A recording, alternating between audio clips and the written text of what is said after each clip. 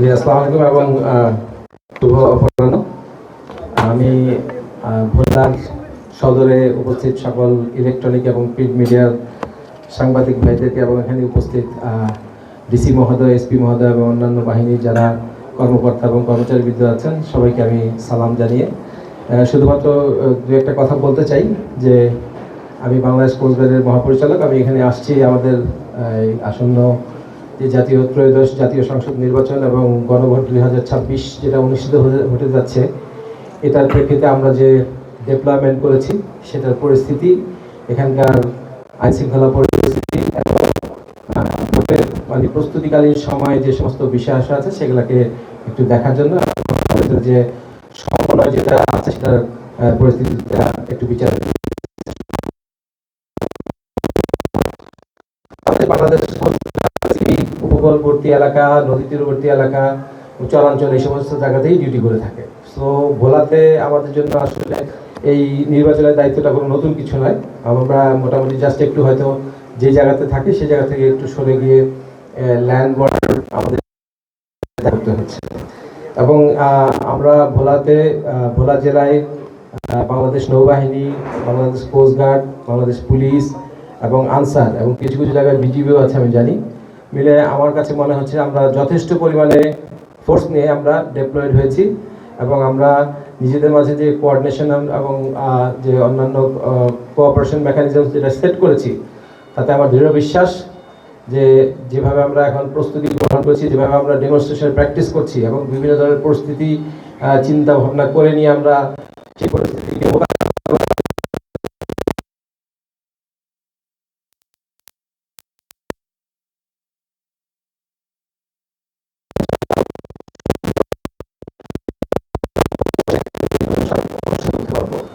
আমরা ইতিমধ্যে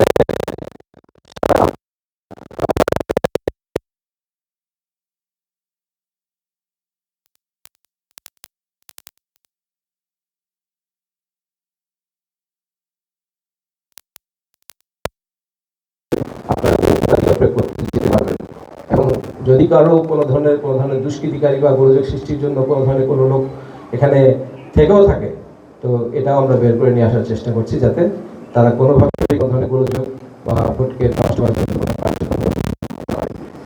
আমরা বাহিনীর, আপনারা সবাই দেখে থাকবেন হয়তো বাহিনীর যে প্রস্তুতি এবং আচার আচরণ দেখলেই বোঝা যায়। তো সেটা নিয়ে আপনাদের নিশ্চয়ই মনে একটা ধারণা সৃষ্টি হচ্ছে। তাছাড়াও এবারের ভোটে আমরা স্পেশালি বেশ কিছু প্রযুক্তির ব্যবহার করতে যাচ্ছি। আমরা ড্রোন নিয়ে আমরা অপারেট করছি যাতে যে কোনো ধরনের মানে গোলযোগ যদি অন্য কোথাও হয়েও থাকে সেটা আমরা আগেই ড্রোনের মাধ্যমে এটা একটা মানে আগেই এটা আমাদের দৃষ্টিগোচর হয় বা এলাকাটাকে আমরা চিহ্নিত করতে পারি। এছাড়াও আমরা যোগাযোগের জন্য স্পেশাল কিছু ইন্টারনেটের ব্যবস্থাও করছি। আমরা ভিসেট নিয়েও কোস্টগার্ড আমরা অপারেট করব। আর আমরা যেহেতু ভোলাটা একটা চর এবং এর আশেপাশে নদী এলাকা রয়েছে, সো সেখানে আমাদের বিভিন্ন ধরনের বোট, লঞ্চ এই সমস্ত জলযানের মাধ্যমে আমরা নিরাপত্তা নিশ্চিত করব।